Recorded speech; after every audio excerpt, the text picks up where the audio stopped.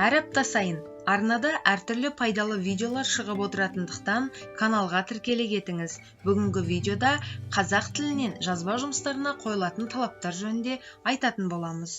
Бұл жерде бірінші тұрған бағанада баға, яғни 5, 4, 3 немесе 2. Бағалау өлшемдері және оны бағалау өлшемдерін ескерту өлшемдеріне. 5 деген баға қай кезде қойылады? Еш қатесі жоқ, немесе орфографиялық жеңіл. Бір қатеге немесе тыныс белгісінен бір қатесі болғанда, біз диктанттарға 5 қоя алады екенбіз. Егер бір қате бір сөздің құрамында немесе түбірлес сөздердің түбірінде қайталанса, ол бір ғана қате болып саналады. Екінші, бір типті немесе бір текті қателер дегеніміз сол сөздің жазылуының грамматикалық, фонетикалық ерекшеліктеріне байланысты бір ережеге негізделуі. Алғашқы бір текті 3 қате біреуге саналады да, келесі осындай қателер дербес есептеледі. Мысалы, оны қарапайым тілмен айтқанда, яғни аң деген сөзден оқушы, яғни ың әріпін н деп жазып қоятын болса, онда біз 3 рет дәл сол әріптен қате кетсе, оны бір ғана қатеге санаймыз да, ал 4-ші ретінде екінші қате болып есептеледі. Үшінші, диктант мәтінінде 5-тен артық түзету болса, бағасы 1 балға кемітіледі. Яғни бала оны шимайлап тастауы мүмкін, сызып тастауы мүмкін. 3 және одан артық түзетулер кездескен жағдайда үздік баға қойылмайды. Диктантқа баға қоярда түзетілгенімен ескерілмейтін орфографиялық және пунктуациялық қателер. Сөзді тасымалдау, мектеп бағдарламасындағы еңбеген ережелер, әлі меңгерілмеген ережелер, сондай-ақ арнайы жұмыс жүргізілмеген қиын сөздерді жатқызуға болады. Және де сондай-ақ 4 деген бағаны қай кезде қоямыз? Емледен 3 қатесі болса, тыныс белгісінен 3 қатесі бар.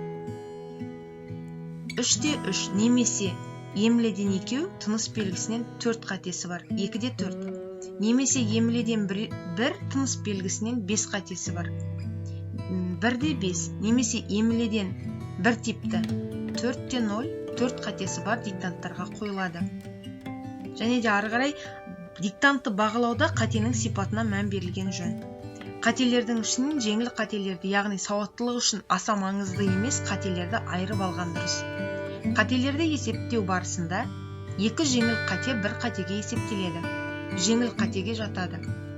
Бірінші, ережеге бағынбайтын сөздер және автор сөзін берудегі тыныс белгілер. 5-ші, диктант мәтініндегі барлық цифрлар, оның ішінде мезгіл көрсеткіштері де сөзбен жазылады. 6. Диктантқа бір ғана баға қойылады. Қосымша тапсырмаларды орындаған үшін бағалағанда төмендегі ұсыныстарды басшылыққа алу ұсынылады. 5 бағасы оқушы барлық тапсырмаларды орындағанда. 4 бағасы оқушы барлық тапсырмалардың 4-тен 3 бөлігін орындағанда. 3 бағасы оқушы барлық тапсырмалардың жартысын орындағанда. 2 бағасы барлық тапсырмалардың жартысын орындамағанда қойылады. 3 деген бағаны біз қай кезде қоямыз? Емледен 6, тыныс белгісінен 5 қатесі бар, яғни 6-да 5. Немесе емледен 5, тыныс белгісінен 6 қатесі бар, 5-те 6. Немесе емледен 3, тыныс белгісінен 8 қатесі бар болса, яғни 3-те 8. Болса, онда біз диктантқа 3 деген бағаны қоя алады екенбіз. 7-ші, қосымша тапсырмаларды орындау барысында жіберілген орфографиялық және пунктуациялық қателер диктантқа баға қою барысында ескеріледі. Оқушылардың жазба жұмыстарын мұқият тексеріп отыру, олардың сауаттылығын арттыруға көмектеседі. Қатемен жұмыс жүргізу жазба жұмысынан кейінгі келесі сабақтың 15-20 минутында іске асырылады. Оқу бағдарламасында қатемен жұмыс түріне арнайы сағат бөлінбегендіктен журналға жазылмайды. Дәптердегі барлық жұмыстар ережелерді сақтай отырып жазылуы керек. Аяты мен күн реті жазбаша жазылады. Күн реті мен жұмыс түріне соң нүкте қойылмайды. Дәптердің басынан жол тасталмай, барлық жазбалар бір деңгейде жазылады. 2 деген баға қай уақытта қойылады? Емледен 9, тыныс белгісінен 5 қатесі бар, яғни 9-да 5. Немесе емледен 8, тыныс белгісінен 9 қатесі бар. 8-де 9 деген. Яғни бұл кезде біз 2 деген бағаны диктантқа қояды екенбіз. Және де біз осы диктантты тексерген кезде оқушыға қай жерден қате кеткені, қандай қате кеткендігін біз үнемі шетіне жазып отырамыз. Яғни осындай белгілер. Мысалы, I емле қатесі белгіленеді, V деген тыныс белгісінен кеткен қатені көрсетеміз, Z абзац керек дегенді білдіреді, немесе артық қойылған абзац деген. Осындай сынды біз белгілерді бұрыннан білеміз, қойып жүрміз, сондықтан таныс деп білемін.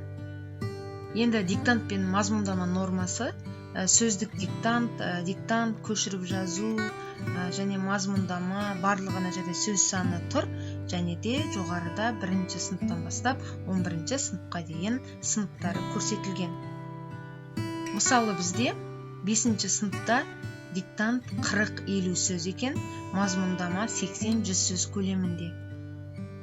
Одан кейін сондай-ақ мысалы, мына жерде сыныптар берілген, жоғары сыныптар 5-тен 11-ге дейін. Мысалға, 5-ші сыныпта диктант саны 8, сөздер саны 90-100, орфограмма саны 12, тыныс белгісі 2-3 болады екен. Яғни бағалау нормалары да жаңа жоғарыда айтып өткендей, мысалға 5 қай кезде қойылу керек, 1-де 0 немесе 0,1 деген сынды емле тыныс белгілерден қате кеткен кезде оны сіздер жоғарыдан көре аласыздар. Видео пайдалы болды деген ойдамын.